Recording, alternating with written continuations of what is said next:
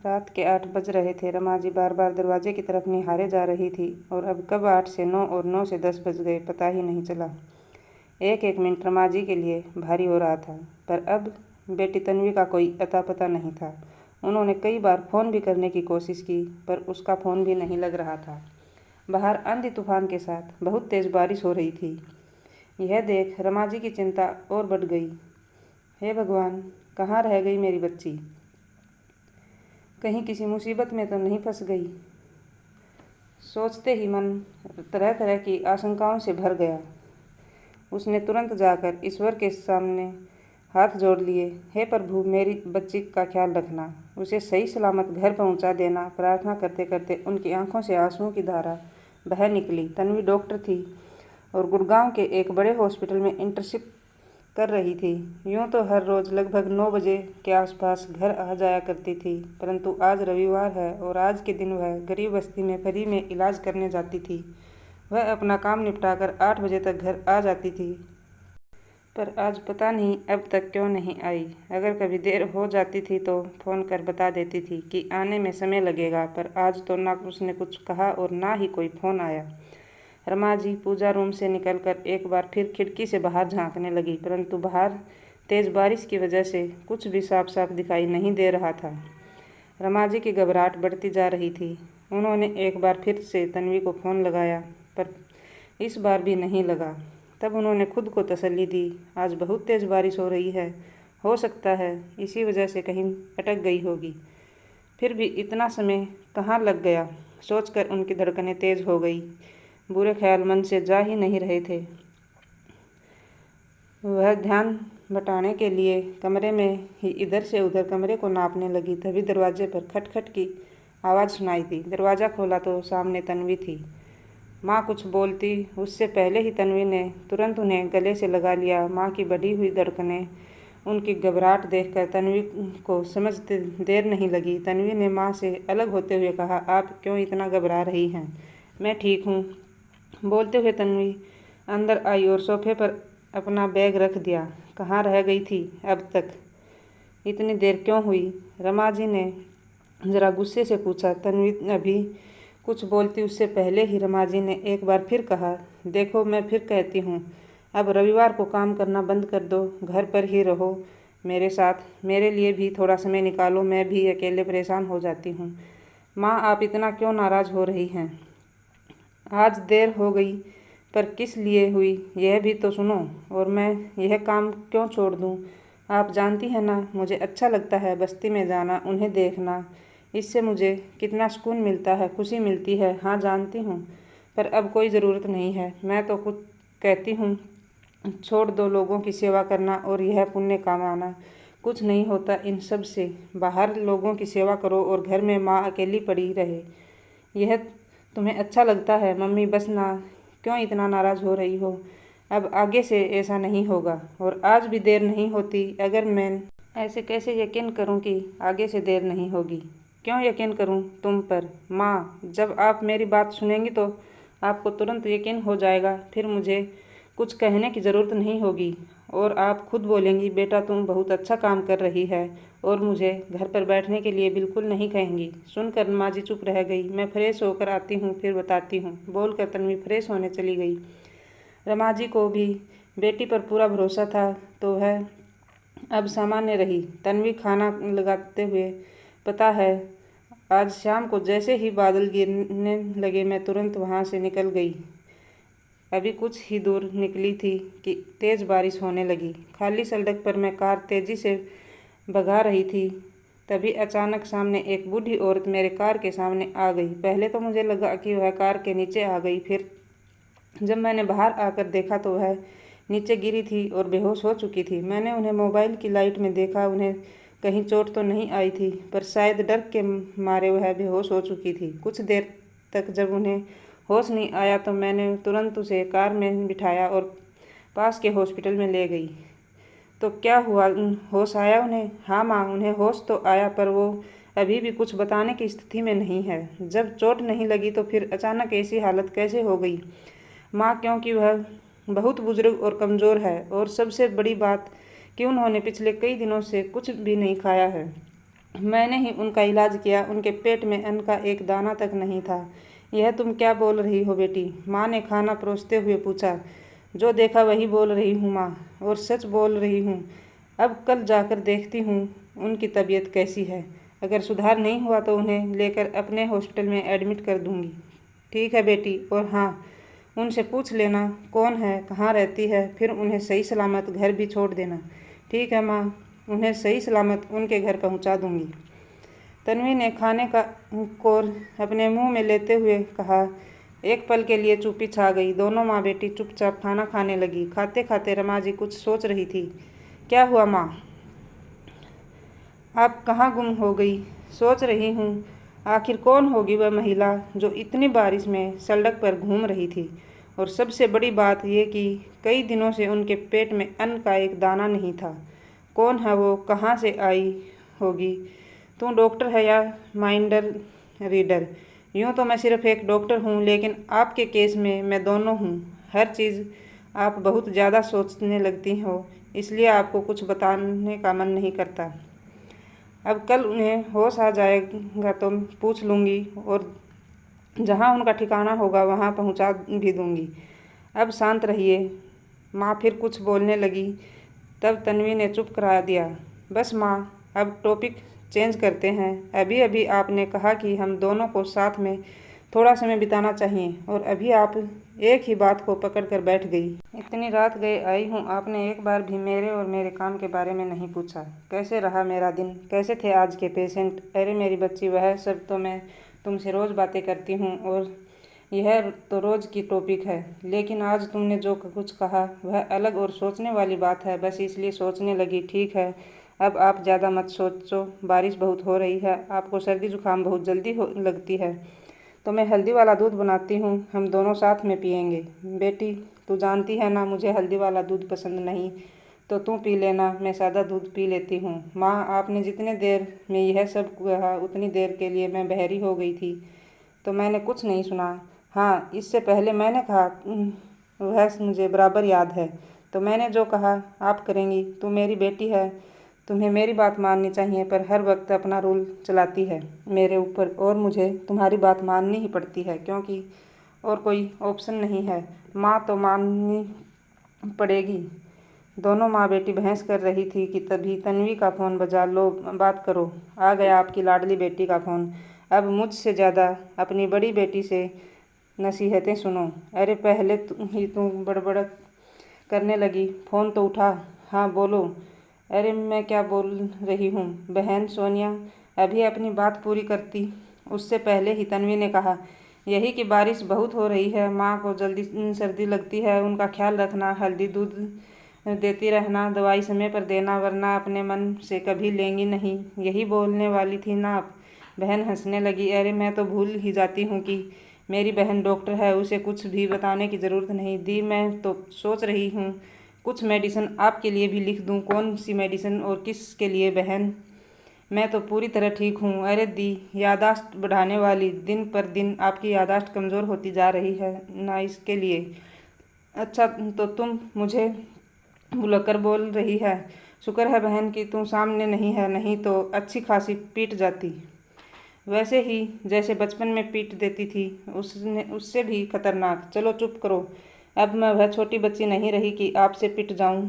बोलकर दोनों बहनें हंसने लगी। अच्छा लो, माँ से बात करो। हाँ बोलो बेटा, रमा जी ने कहा। माँ, अपना ख्याल रखिएगा। अरे मैं ठीक हूँ बेटा, और तेरी बहन जो है मुझे कुछ होने देगी?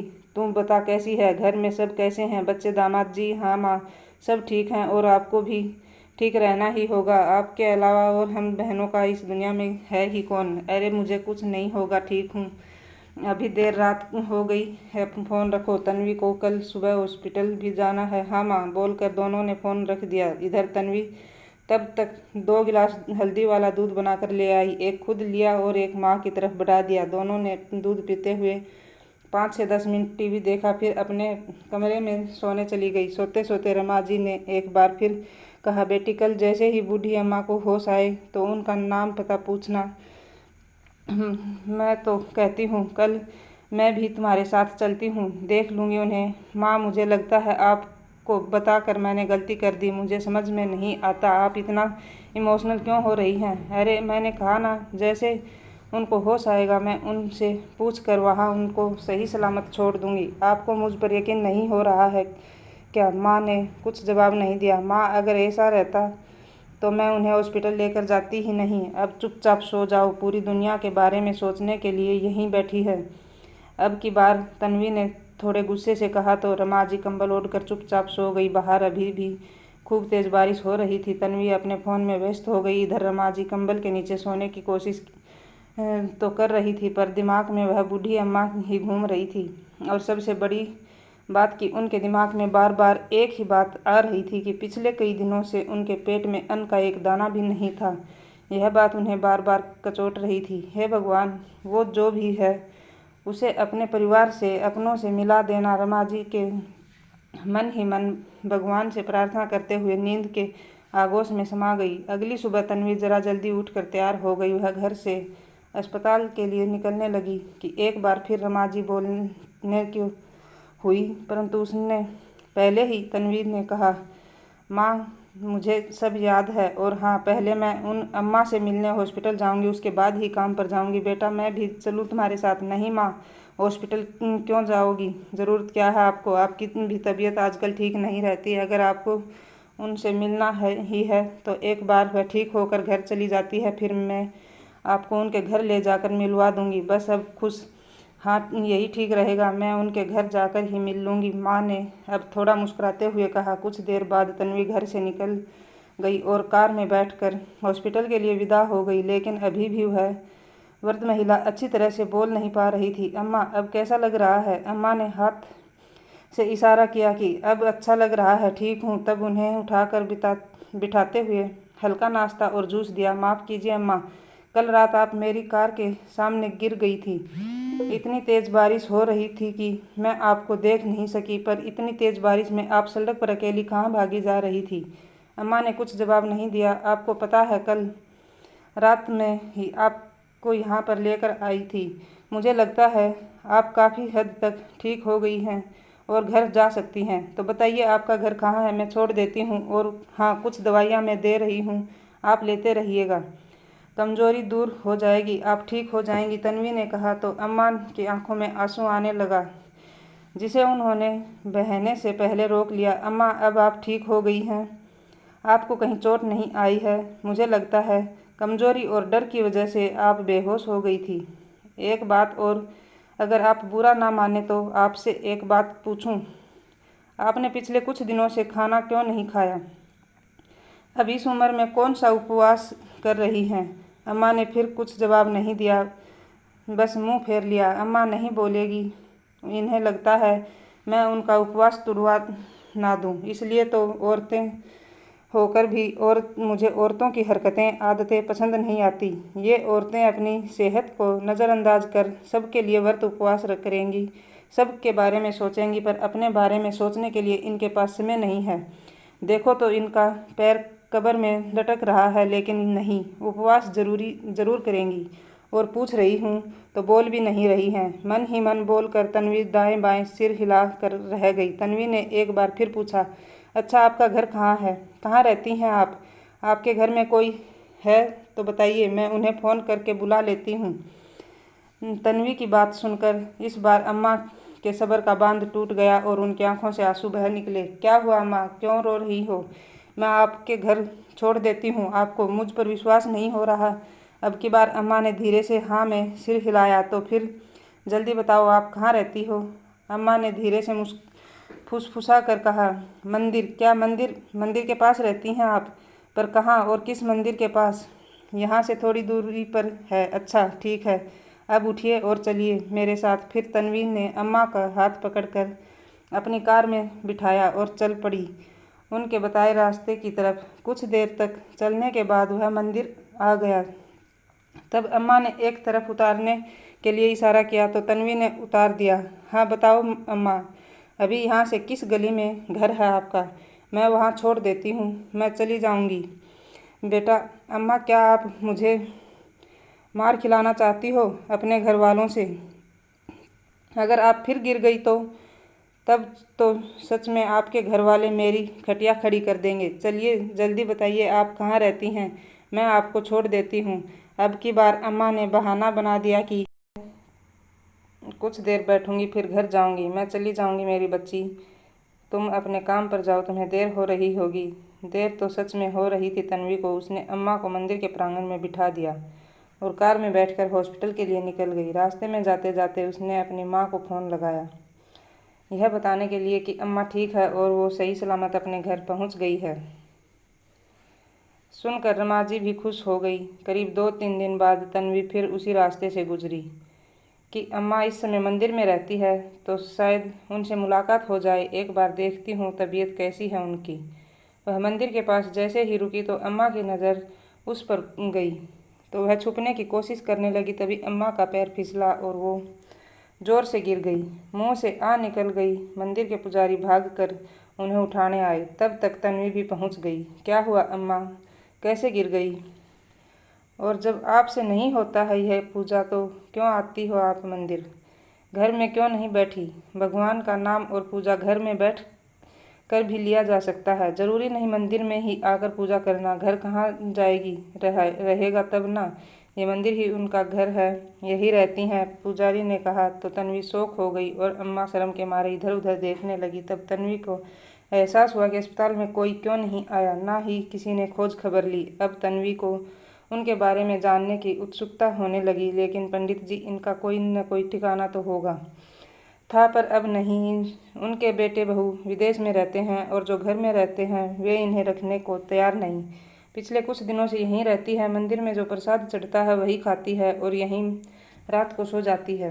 बेटा मैं इसके आगे और कुछ नहीं जानता, अब जो पूछना है अम्मा से ही पूछ लो। सुनकर तन्वी काफ़ी गंभीर हो गई। अब तन्वी को अम्मा से हमदर्दी होने लगी, पर वहाँ उनके सामने जाहिर नहीं होने दिया। वह उनके पास से हट गई और सोचने लगी, क्या यह सच है? शायद सच में कोई नहीं है, नहीं तो अब तक कोई न कोई ज़रूर आया होता।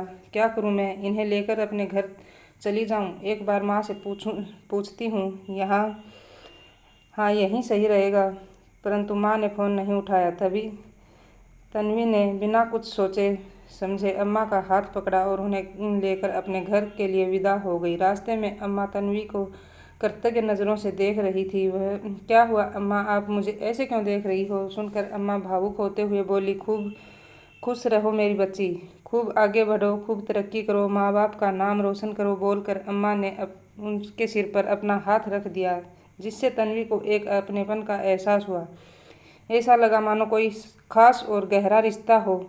तन्वी का मन हो रहा था अम्मा से पूछे उनके परिवार वालों के बारे में, लेकिन नहीं पूछा, कहीं उन्हें बुरा न लग जाए। बेटा मुझे देखकर कहीं तुम्हारे घर वाले परेशान हो गए तो? अम्मा ने कहा, वे बिल्कुल परेशान नहीं होंगे, आप चिंता मत करो। बेटा तुम्हारा नाम क्या है? तुम्हारे घर में और कौन कौन है? मेरा नाम तन्वी है और घर में बस मैं और माँ रहते हैं। 2 बहनें और हैं, उनकी शादी हो चुकी है, भाई नहीं है। नहीं, और पापा? वह बहुत पहले ही गुजर चुके हैं। और तुम्हारे पैर में क्या हुआ? तुम ठीक से चल नहीं पा रही, चोट लगी है? नहीं, पोलियो है, माँ कहती है। जब मैं बहुत छोटी सी थी तभी मुझे पोलियो हो गया। भगवान भी ना अच्छे लोगों को ही तकलीफ़ देते हैं। तन्वी मुस्कुरा कर रह गई। अम्मा भी चुप हो गई। क्या हुआ अम्मा, आप क्या सोचने लगी? मतलब तुम्हारी मम्मी ने अकेले तुम तीनों बहनों को पाला और पढ़ाया लिखाया? हाँ अम्मा, तन्वी ने मुस्कुराते हुए जवाब दिया। बहुत हिम्मत वाली जान पड़ती है तुम्हारी माँ। हाँ वो तो है। कुछ इसी तरह बात करते हुए रास्ता कट गया और तन्वी घर पहुँच गई। अम्मा को लेकर घर पर गई तो दरवाजे पर ताला लगा हुआ था। माँ शायद बाहर कहीं कुछ सामान लेने गई होंगी। उसने अपने पास रखी चाबी से दरवाज़ा खोला और अम्मा को बेड पर बैठाने के लिए कहा। फिर रसोई में जाकर उनके लिए 1 गिलास पानी लाई और चाय बनाने लगी। अम्मा ने चाय पीने से इनकार कर दिया तो तन्वी ने उनके लिए नाश्ता ले आई। अम्मा ने नाश्ता किया और दवाई खाई तो उन्हें नींद आने लगी। तन्वी उन्हें गेस्ट रूम में ले गई और बेड पर सुला दिया। तन्वी ने अस्पताल में फ़ोन कर दिया कि आज जरा आने में देर हो जाएगी। कुछ देर में अम्मा सो गई और तन्वी बरामदे में बैठकर माँ के आने का इंतजार करने लगी।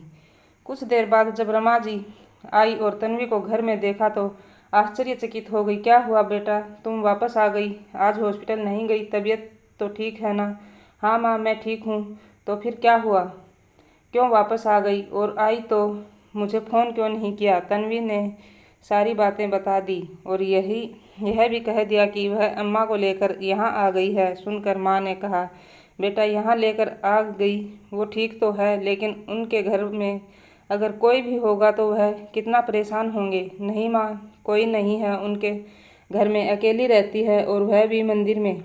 अगर कोई है भी उनके घर में तो अब तक कोई खोज खबर क्यों नहीं ली? ठीक है, कुछ दिन रहने दीजिए यहाँ पर। जब उनकी तबीयत ठीक हो जाएगी तब तक मैं देख लेती हूँ, पता कर लेती हूँ। कोई सच में है तो उनके घर छोड़ दूँगी। क्या कहती हो आप? हाँ ठीक है बेटा, कोई बात नहीं, लेकिन अम्मा कहाँ हैं? वह अभी आराम कर रही हैं। पता है, रास्ते भर बहुत प्यार से बातें करती आई हैं। मुझे तो ऐसा लग रहा था जैसे मेरा उनके साथ कोई पुराना रिश्ता हो। तुम्हें सबके साथ रिश्ता महसूस होने लगता है क्योंकि तुम अच्छी हो इसलिए, वरना आजकल का समय नहीं है बेटा। लोग अपनों से रिश्ता नहीं रखते और अनजान से तो बहुत दूर की बात है। हाँ, आपका कहना सही है माँ, मैं अभी चलती हूँ।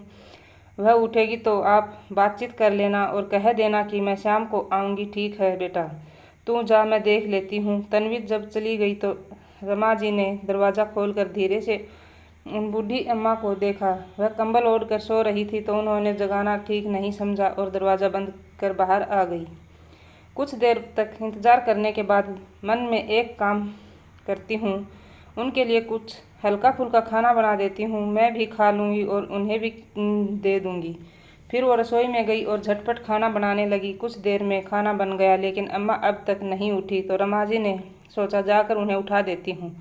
हो सकता है अनजान जगह वह कमरे से बाहर ना निकले। उठेगी, खाना खाएगी, फिर उन्हें अच्छा लगेगा, हमारी बातचीत भी हो जाए। मन में सोचते हुए वह दरवाज़ा खोल अंदर गई और धीरे से कंबल हटाकर कहा, अम्मा उठ जाइए, खाना खा लीजिए। अम्मा कुछ जवाब देती उससे पहले ही रमा जी ने फिर कहा, अम्मा उठिए, मैं तन्वी की माँ हूँ, आप ठीक हैं न? उठिए, खाना खा लीजिए। यह बोलकर रमा जी ने कंबल हटा दिया। फिर उनकी बाह पकड़ जैसे ही उन्हें उठाकर बिठाया कि अम्मा का चेहरा देखते ही उनके पैरों तले जमीन खिसक गई। मुंह खुला का खुला रह गया, आंखें फटी रह गई। कुछ से यही हाल बूढ़ी अम्मा का भी था। अम्मा कुछ बोलने को हुई, लेकिन आवाज़ मुंह में रह गई और बोल नहीं सकी। इधर रमा जी के आंखों से झरझर आंसू बहने लगे। माँ जी, आप इस हालत में कैसे? क्या हुआ? घर में बाकी सब कैसे हैं? कहाँ हैं? रमा जी की बात सुनते ही अम्मा जी की आंखों से आंसू ढुलक गए। वह फूट फूट कर रोने लगी। वह बूढ़ी अम्मा कोई और नहीं, रमा जी की सास कल्याणी जी थी। माँ जी, आप यूँ इस तरह कैसे? घर के बाकी सब लोग कहाँ हैं? कल्याणी जी जोरों से सिसकने लगी। क्या हुआ माँ जी, बताइए, आप क्यों रो रही हैं? बहू तुम्हारी बद्दुआ रंग लाई, सब तुम्हारी बद्दुआओं का फल है। तुम्हारे साथ जो हमने किया उसका फल भगवान ने मुझे जीते जी दे दिया।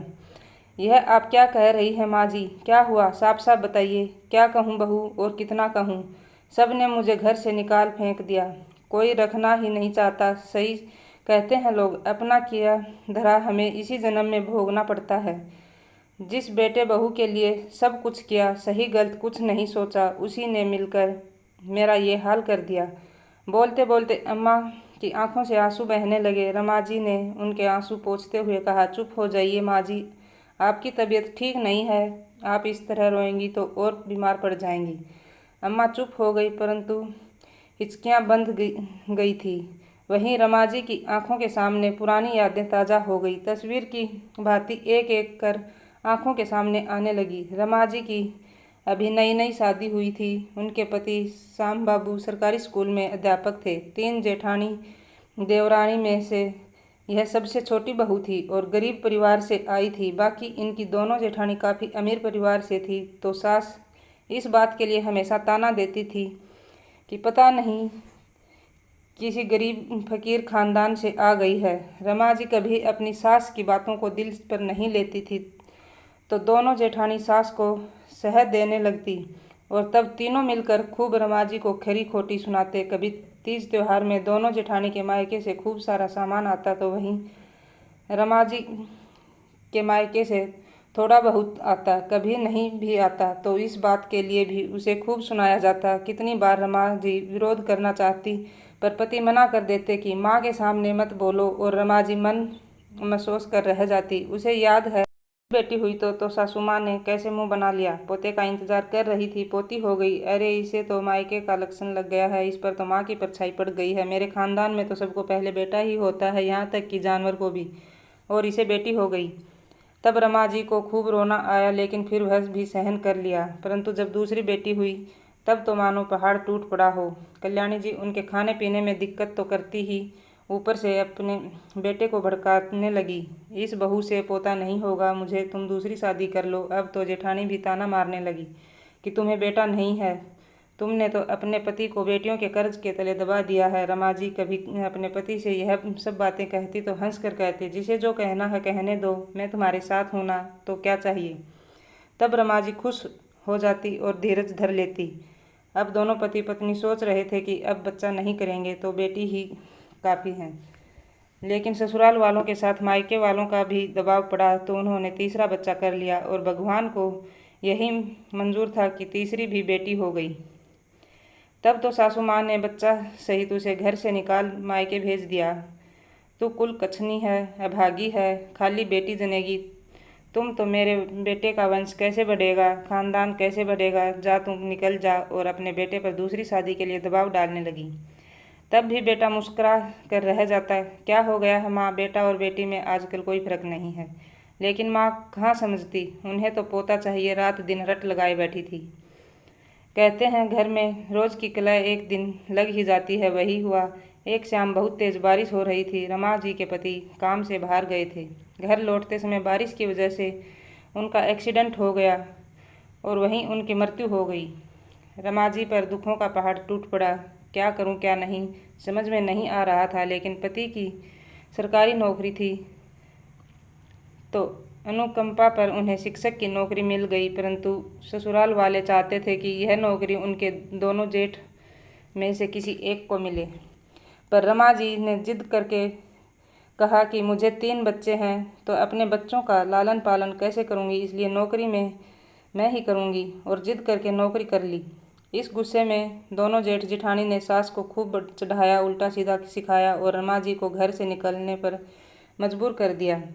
रमा जी रोती बिलखती रह गई, मैं 3 बच्चों को लेकर कहाँ जाऊंगी, मायके में भी कोई आसरा नहीं है, मुझे कुछ नहीं तो रहने के लिए एक कमरा ही दे दीजिए। लेकिन किसी ने एक नहीं सुनी। रोती बिलखती रह गई। उनके आंसू देखकर भी कल्याणी जी का दिल नहीं पिघला। तब रमा जी ने कल्याणी जी के पैर पकड़ लिए, माँ जी आप तो मेरी सास हैं, बच्चों की दादी हैं, कम से कम आप तो समझिए, मैं अकेली औरत 3 बच्चों को लेकर कहाँ जाऊंगी। मुझे बाकी संपत्ति में कोई हिस्सा मत दीजिए, कुछ नहीं चाहिए, बस रहने को एक छत दे दीजिए, मैं उसमें रह जाऊंगी, तीनों बच्चों का पालन कर लूँगी। तब सासू माँ लात से धक्का मारते हुए बोली, मेरे बेटे को तो खा गई, अब किस हक से यहाँ रहेगी। फिर तुम बेटियों की माँ हो तो तुम्हारा कैसा हिस्सा, कोई हिस्सा नहीं होगा। जहाँ मन होता है वहाँ जा, अगर नहीं संभाल सकती तो इतनी बेटी पैदा क्यों किया, जा कहीं फेंक दे, मार दे। जब कोई रखने को तैयार नहीं हुआ तो रमा जी तीनों बेटियों के साथ घर से निकल गई। जमीन जायदाद और छत तो दूर, किसी ने एक समय का खाना बनाने के लिए अनाज तक नहीं दिया। तीनों बच्चों के साथ घर तो छोड़ दिया, पर अब आगे क्या। रमा जी को समझ नहीं आ रहा था, क्या करूं, कहाँ जाऊं। बहुत परेशान हो गई। उन्हें परेशान देख उनके स्कूल के प्रधानाध्यापक ने उनसे उनकी परेशानी का कारण पूछा। तब रोती हुई उन्होंने सारी बातें बता दी। सुनकर उनका भी कलेजा पसीज गया। उन्होंने कहा, कोई बात नहीं, आप कुछ दिनों तक स्कूल में ही रह जाइए, जब घर की व्यवस्था हो जाए तब आप यहाँ से चली जाइएगा। तब रमा जी तीनों बेटियों को लेकर उसी स्कूल में रहने लगी जिसमें वह पढ़ाती थी। इसी बीच छोटी बेटी की तबीयत खराब हो गई है, और जब डॉक्टर के पास ले गए तो पता चला उसके पैर में पोलियो हो गया है। काफ़ी इलाज कराया, आराम तो हुआ, लेकिन पूरी तरह ठीक नहीं हुआ, जिस वजह से वह ठीक से चल नहीं पाती है। स्कूल में वह अच्छे से रहने लगी, लेकिन यह बात बाकी लोगों और शिक्षकों को पसंद नहीं आई। वह रमा जी और प्रधानाध्यापक को लेकर खिल्ली उड़ाने लगे, मजाक बनाने लगे। उस दिन समझ में आया, सिर्फ औरत ही औरत की दुश्मन नहीं होती, मर्द भी बड़े दुश्मन होते हैं। अपने चरित्र पर उंगली उठते देखा। उन्होंने एक छोटी सी कोठरी किराए पर ली और उसमें रहने लगी। फिर धीरे धीरे उन्होंने घर का सामान जुटाया और ज़मीन लेकर घर बनाया। तीनों बेटियां काफ़ी होशियार, समझदार और पढ़ने में तेज तर्रार थी। पढ़ाई पूरी होते ही रमा जी की दोनों बड़ी बेटी की शादी बिना किसी दहेज के हो गई, लेकिन छोटी बेटी पोलियो की वजह से दिव्यांग थी, इसलिए अब रमा जी को बहुत चिंता होने लगी कि इसकी शादी कैसे होगी। तब तन्वी ने कहा, माँ आप मेरी शादी की चिंता मत करो, मुझे पढ़ने दो, मुझे डॉक्टर बनना है, पहले पढ़ाई कर लूँ, अपने पैरों पर खड़ी हो जाऊँ, फिर शादी बाद में देखेंगे। बेटी की बात सुनकर रमा जी बोली, मैं प्राइमरी स्कूल की शिक्षिका हूँ, कहाँ से इतना पैसा लाऊंगी जो तुम्हें डॉक्टरी की पढ़ाई करा दूँ। लेकिन कहते हैं ना, जहाँ चाह वहाँ राह है, वही हुआ। काफ़ी हद तक मदद बड़ी बेटियों और उनके दामाद ने की थी और बाकी मेडिकल कॉलेज में उसकी फ़ीस माफ़ हो गई। जो प्रोफेसर उसे पढ़ाते थे उन्होंने बिना फीस लिए ही तन्वी को पढ़ाया। रमा जी ने कई बार पूछा भी फीस के बारे में, तब वह प्रोफेसर कहते, तन्वी बिटिया को डॉक्टर बनने दीजिए, फिर सारी फीस उसी से ले लूँगा। तन्वी ने भी बहुत मन लगाकर पढ़ाई की और आज वह एक सफल डॉक्टर बन गई। इधर रमा जी भी पिछली बीती सब बातें भूलकर अपने बच्चों में घुल मिल गई। अब वह ससुराल और सास की बातें याद नहीं करती। उन्हें वापस परिवार के लोगों के ने कभी नहीं बुलाया और ना ही रमा जी कभी गई। लेकिन तन्वी ने जब कल से बूढ़ी अम्मा का नाम लिया, तभी से रमा जी का मन विचलित हो रहा था कि आखिर कौन है वह अम्मा। क्या अम्मा सच कह रही है? क्या दोनों बेटे बहू ने उन्हें सच में घर से निकाल दिया? ऐसा कैसे कर सकते हैं वो भी तब जब ये इतनी बुजुर्ग हो चुकी है? क्या सोच रही हो बहू? मेरी बातों पर विश्वास नहीं हो रहा तुम्हें? कल्याणी जी की बात सुनकर रमा जी वर्तमान में लौट आई। नहीं अम्मा, मैं सुन रही हूँ और विश्वास भी हो रहा है, पर उन्होंने ऐसा क्यों किया? क्या बताऊँ बहू, तुम्हारे घर से जाने के बाद कुछ दिन तक सब ठीक ठाक रहा, फिर दोनों भाई आपस में बंटवारा करने के लिए झगड़ा करने लगे। मैं जब उन दोनों को समझाने लगी तब वह दोनों मुझसे लड़ने लगे। अंत में मैंने सारी संपत्ति को दोनों में बराबर बंटवारा कर दिया। जब मैं अपने लिए हिस्सा रखने लगी, दोनों ने कहा, आप हमारे साथ रहना तो अलग हिस्सा लेने की क्या ज़रूरत है। मैं भी सहमत हो गई उसकी बातों से, पर बाद में दोनों बहुएं झगड़ा करने लगी। मैं किसके साथ रहूं? दोनों आपस में झगड़ रहे थे। माँ को तुम रखो तो तुम रखो। फिर 6-6 महीने करके दोनों मुझे रखने को तैयार हो गए। मैं जिसके साथ रहती वो बहू मुझसे नौकरों की तरह व्यवहार करती, घर का सारा काम करवाती और खाना माफ़ कर देती। वह भी समय से नहीं। जब तक शरीर में ताकत थी तब तक सारा काम करती रही, पर जब समय से खाना ना मिले तो आखिर शरीर कब तक चलेगा, कब तक साथ दे सकता है। तो मैं भी दिन पर दिन कमज़ोर और बीमार होती चली गई। फिर तो दोनों बेटा बहू में से कोई भी मुझे मुड़ कर देखना तक नहीं चाहता था। खाना पीना और इलाज तो बहुत दूर की बात है। मुझे इस तरह देखकर जब कभी उन दोनों के बच्चे बोलते कि माँ दादी को खाना दे दो, तब दोनों बहुएं तुनक कर बोलती, पता नहीं बूढ़ी कब मरेगी। इतना ही नहीं, वह रोज़ मुझे कोसने लगी, घर से निकल जाने को और कहीं भी डूब मरने को कहने लगी। मुझे देखते ही तो उनके माथे पर त्योड़ियाँ पड़ जाती थी। पर यह सब सुनकर जब नहीं बर्दाश्त हुआ तब मैं घर से निकलकर मंदिर में रहने लगी। किसी ने एक बार भी नहीं बुलाया, लेकिन हाँ, बहू को यह याद रहा कि मेरे हाथ में 4 सोने की चूड़ियाँ हैं। बस वही चूड़ियों के लिए उसने मुझे फिर से घर बुलाया और बोलकर कल्याणी जी फूट फूट कर रोने लगी। रमा जी ने उन्हें पकड़ लिया और आंसू पोंछने लगी। अम्मा आप क्यों रो रही हैं? और उस रात आप कहाँ जा रही थी? कल्याणी जी चुप हो गई। बताइए ना अम्मा, आप कहाँ जा रही थी? उस रात इतनी तेज बारिश में नदी में डूबने जा रही थी। सुनकर रमा जी को मानो चक्कर सा आ गया। वह परेशान सी हो गई। माँ आप ये क्या कह रही हैं? सही कह रही हूँ बहू, दोनों बहू ने सब कुछ छीन लिया। हाथ में बस सोने की 4 चूड़ियाँ थी। उसी पर दोनों की नज़र थी कि कब मैं मर जाऊं और सोने की चूड़ियाँ दोनों के हाथ लग जाएं। लेकिन जब मैंने नहीं दिया तो इसी गुस्से में पिछले 4 दिनों से दोनों ने मुझे कुछ खाना नहीं दिया। पानी पीकर मैं कब तक जीवित रहती? जब नहीं बर्दाश्त हुआ तब उस तेज़ बरसात में मैं घर से निकल गई। लेकिन देखो, भगवान को कुछ और ही मंजूर था। उन्होंने मुझे मरने नहीं दिया और मेरी पोती को भेज दिया। उसने मुझे बचा लिया। बहू, मैंने जिस पोती को इतना दुख दिया, इतनी बद्दुआ दी, आज उसी पोती ने मेरी जान बचा ली। जिसके लिए इतना पाप किया, इतना सब किया, उसने तो पलट कर देखा तक नहीं कि मैं मर गई या जिंदा हूँ। बहू, तुम मुझे मत रखना, मुझे जाने दे। मैं अब ठीक हूँ, मैं कहीं काम करके अपना पेट पाल लूँगी, लेकिन मैं तेरे साथ नहीं रहूँगी। क्यों माँ, आप ऐसा क्यों बोल रही हैं? क्यों नहीं रहेंगी? क्या कमी है यहाँ पर? और कहाँ जाएंगी अब? बात किसी कमी की नहीं बहू, लेकिन किस मुँह से रहूँ? इसी मुँह से तुझे मैंने कितनी गालियाँ दी, कितना अपशब्द कहा, कितनी बद्दुआएँ दी, इसलिए नहीं रह सकती। शर्म आ रही है मुझे। इसमें शर्म की कोई बात नहीं दादी, आप मेरी दादी हैं और आप यहाँ से कहीं नहीं जा रही हैं। यह मैं बोल रही हूँ, पीछे से आते हुए तन्वी ने कहा। दादी शब्द सुनते ही कल्याणी जी फूट फूट कर रोने लगी। तुम्हें पता चल गया मेरी बच्ची, मैं तुम्हारी दादी हूँ। हाँ दादी, मैंने सब बात सुन ली है। और हाँ, पहले जो कुछ भी हुआ मैंने नहीं देखा, लेकिन आज जो सामने मेरी दादी बैठी है वह बहुत अच्छी है और मुझे दादी की ज़रूरत है। मैं वर्षों से माँ के साथ रह कर बोर हो गई हूँ। मैंने कितनी बार माँ से पूछा मेरे दादा दादी कहाँ हैं, लेकिन माँ ने कभी कुछ बताया ही नहीं। अब जब आप यहाँ आ गई हैं तो यहाँ से कहीं नहीं जाएंगी। मैं नहीं जाने दूँगी आपको। आप हमारे साथ यहीं रहेंगी, समझी? अगर नहीं समझी, जिद करेंगी तो मैं, आप जानती हैं न, मैं डॉक्टर हूँ, मोटे मोटे इंजेक्शन लगा दूंगी। सुनकर दादी हंसते हंसते रो पड़ी। पोती तन्वी की बात सुनकर कल्याणी जी रोते रोते हंस पड़ी और तन्वी को गले से लगाते हुए बोली, अरे मेरी बच्ची, माफ़ कर दे अपनी दादी को।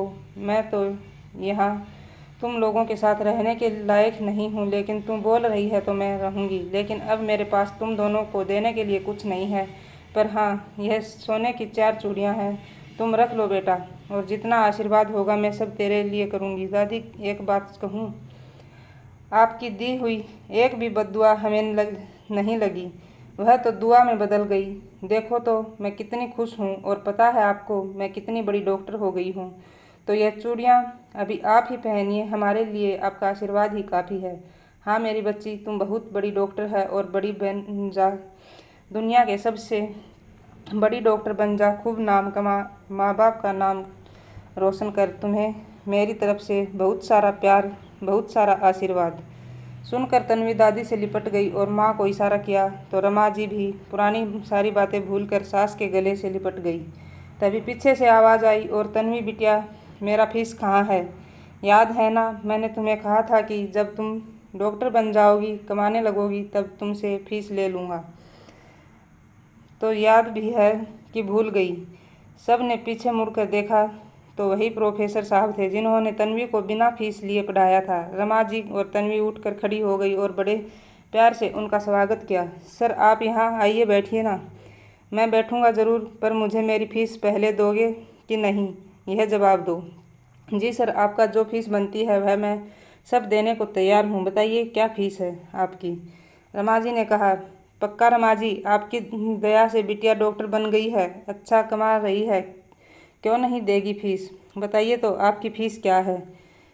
मेरी फ़ीस यह है कि मैं चाहता हूँ तन्वी बिटिया मेरे घर की बहू बन जाए। मेरा एक बेटा डॉक्टर है, मैं उसके लिए आपसे तन्वी का हाथ मांगने आया हूँ। सुनकर तन्वी शर्मा कर घर के अंदर चली गई। वहीं रमा जी की आंखों में खुशी के आंसू आ गए। सर, मैं नहीं जानती कि आपका आभार किस तरह व्यक्त करूं। मेरी सारी चिंता दूर कर दिया आपने, लेकिन क्या रमा जी? मेरी बेटी दिव्यांग है। क्या आपका बेटा? रमा जी अभी अपनी बात पूरी करती उससे पहले ही प्रोफेसर साहब ने कहा, आप कैसी बातें कर रही हैं? मुझे और मेरे बेटे दोनों को तन्वी बहुत पसंद है और हमें तन्वी बिटिया के दिव्यांग होने से कोई आपत्ति नहीं है। अगर आपकी हाँ हो तो हम पंडित जी से मिलकर जल्दी ही सगाई और शादी का शुभ मुहूर्त निकलवा लेते हैं। रमा जी ने भी हंसते हुए कहा, जी सर, बिल्कुल, और शुभ काम में देरी कैसी? रमा जी, अब आप मुझे प्रोफेसर साहब नहीं समधी जी बोलिए। सुनकर सब हंसने लगे। तभी तन्वी अंदर से चाय नाश्ता लेकर आई। उसने सबके पैर छुए, दादी का भी आशीर्वाद लिया। अगले ही दिन पंडित जी आए, सगाई और शादी के शुभ मुहूर्त निकाल दिया। 1 महीने ही के बाद शुभ मुहूर्त निकला। बड़े ही धूमधाम से तन्वी का विवाह हुआ। वह ससुराल चली गई, लेकिन जाते जाते उसने डॉक्टर पति से कहा कि मेरी माँ हम बहनों के अलावा कोई नहीं है, और मैं चाहती हूँ कि अपने ससुराल और सास ससुर के साथ साथ माँ का भी ख्याल रखूँ। और अब तो बूढ़ी दादी भी है, तो उनकी भी देखभाल करनी होगी। पति ने हंसते हुए कहा, सिर्फ तुम्हारी माँ नहीं, हमारी माँ और हमारी दादी। एक बात और, तुम अकेले नहीं, हम मिलकर उनका ख्याल रखेंगे। सुनकर तन्वी खुशी से पति के गले लग गई।